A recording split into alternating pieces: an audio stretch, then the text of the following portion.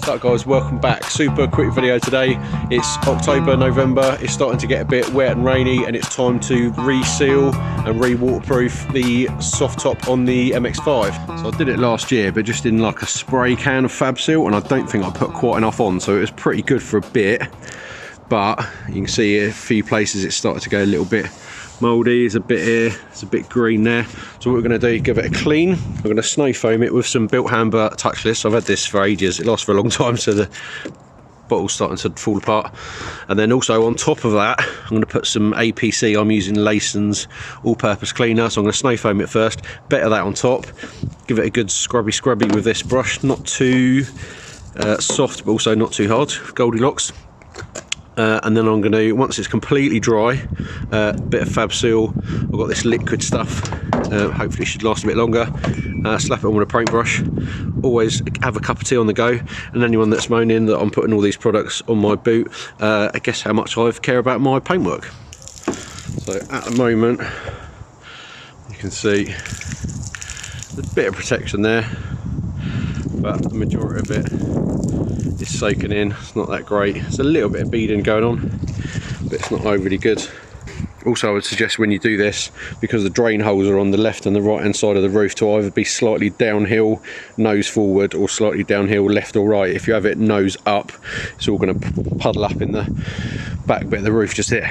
Right, let's get some snow foam and APC on and give it a rubber dub dub.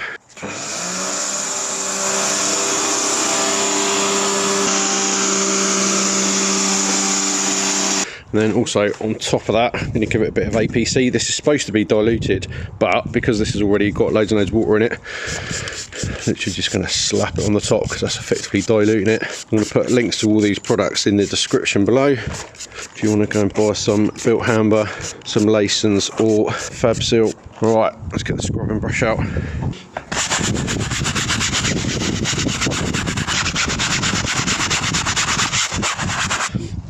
It's worth noting also to try and do this in the shade. Obviously if you do this in the direct sunlight, all this is going to dry on and it's going to dry out.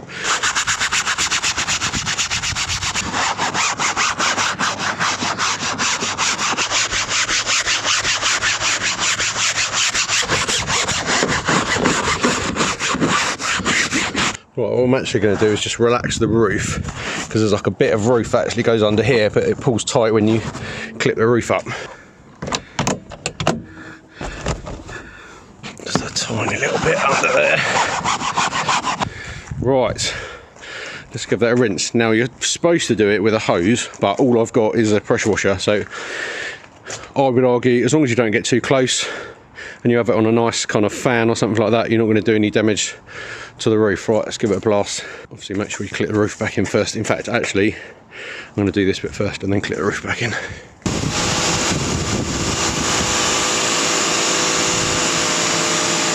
Right, let's clip the roof in before it all runs inside.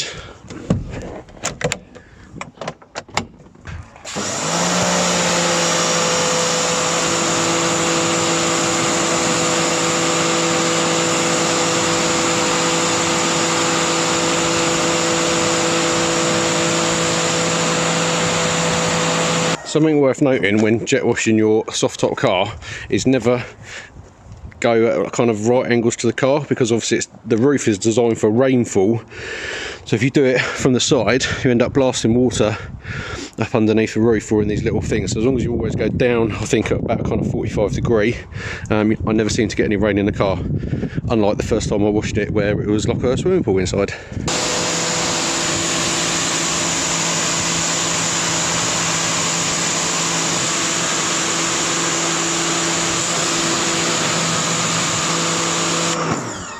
Right, I've kept going until there's no bubbles coming out of it, but you're not, obviously don't jet wash it too close because you'll damage the roof, but this hasn't damaged it at all. Nice distance and a good spray. Yeah, it looks pretty good. So I'm going to let this get completely bone dry and then we'll come back to it a bit later, which may even be tomorrow as the sun's going down, but we shall see. Okay, so it's been a couple of days to wait for some sunshine because England, and November to be fair, but it's been parked out in the sun all day. Most important is this is bone dry before you slap any of this stuff on, and then we're literally just going to pour some of this into there, use a paintbrush, slap it on.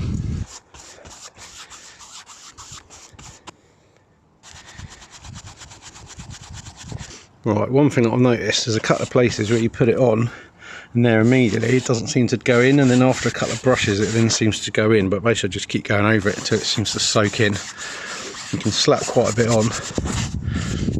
There, look, you see that? Like there, I've gone over it, and then I've gone over it again, now it's soaking it in. Also I use the edge of the brush to really get in the seam there. Another top tip, roll your window down so you don't get it all over the window. See, like there, it won't go in. You see that? And then eventually, once I've gone over it a couple of times, then it actually just stays wet. There we go, look. Beautiful. There's a leaf in there. Get rid of him. Look at that. Beautiful. So it does dry reasonably quickly in the sun, so kind of do it in sections I would, then you remember where you are. Also in a minute I'm going to pop the roof, because if I leave a gap there it's going to be easier to get paint right to the edge of that. Also it's going to create a little bit of slack at the back and I can get right up underneath the back. Yeah, here's a good example. Look, if I paint that on, if I go over it, look, and some of it goes wet, some of it doesn't. You just basically just keep going over it until it stays wet.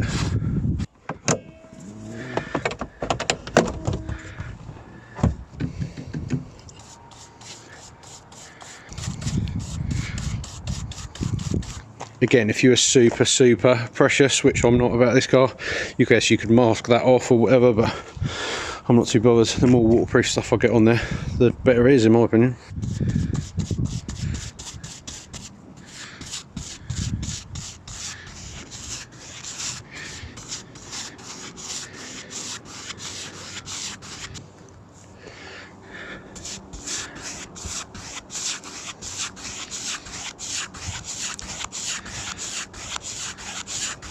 Must say, the bit on the top of the roof seems to be taking a lot more product. Like here, look, it's not soaking it up at all.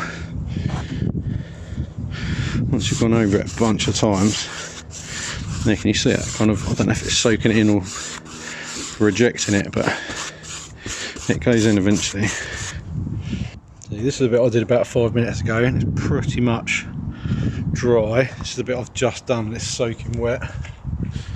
You can see pretty clearly where I've done and where I haven't. It's also a bit darker as well. Hopefully make the hood look a bit newer as well.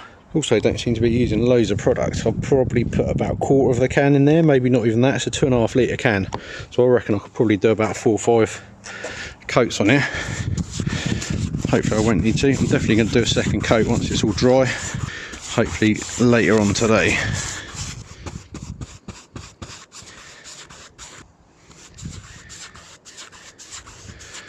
There we go, last little bit, done.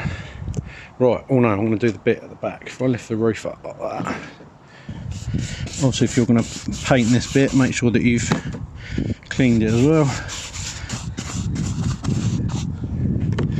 There, done, put that back down there.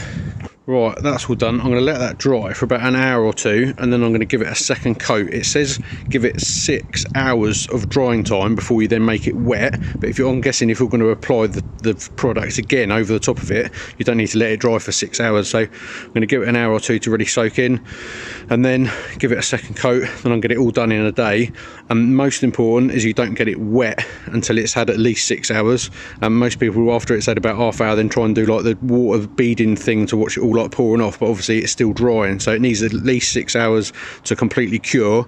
But if you're going to put a second coat on, I'll give it a couple of hours and I reckon it'll be fine. Right, a couple of milky brews and another coat later, and it looks like this. So the second coat is taking a lot longer to dry. Obviously now it's had a coat, already. It's taken a lot longer to go in, but that looks pretty mega. So yeah, once that's dry, maybe today, if not tomorrow, we'll do a little water test on it, see what it looks like. Just as a point of reference, I've used 1/3 of this for 2 coats. This is 2.5 litres, so it just goes to show you I haven't been sparse in putting it on as well. So a little does go a long way. Okay, so it's a couple of days later. I've just given the car a jet wash because I did a track day yesterday and it was absolutely minging.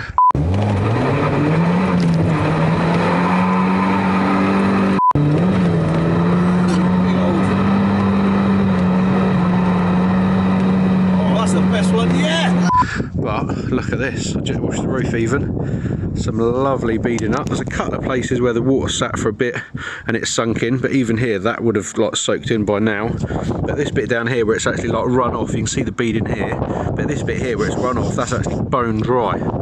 So that is pretty impressive. This lovely beading. So there, what I will say is it does smell quite a lot of the Fabsil stuff inside. It's about a day, 2 days later. And yeah, it's still pretty stinky, so try and have it parked up with the windows down as long as you can, help it kind of dry out. But I know from doing the Fabsil stuff before, it doesn't last for ages, so the smell does go away. And hopefully by waterproofing the roof, it'll also cut down on the condensation inside, because after it's been sat in the rain outside for a few days, it does get a little bit of condensation inside, and I think it's just because it's just permeating through the roof a little bit. Permeating, is that the right word? That seems like a big word for me. Anyway, pretty impressive results. There you go, guys. So go and get yourself some Fabsil, paint your soft top. If it works, leave a comment in the comment section, like and subscribe as well. If you haven't subscribed, subscribe, it's free, do it. And I'll see you on the next one.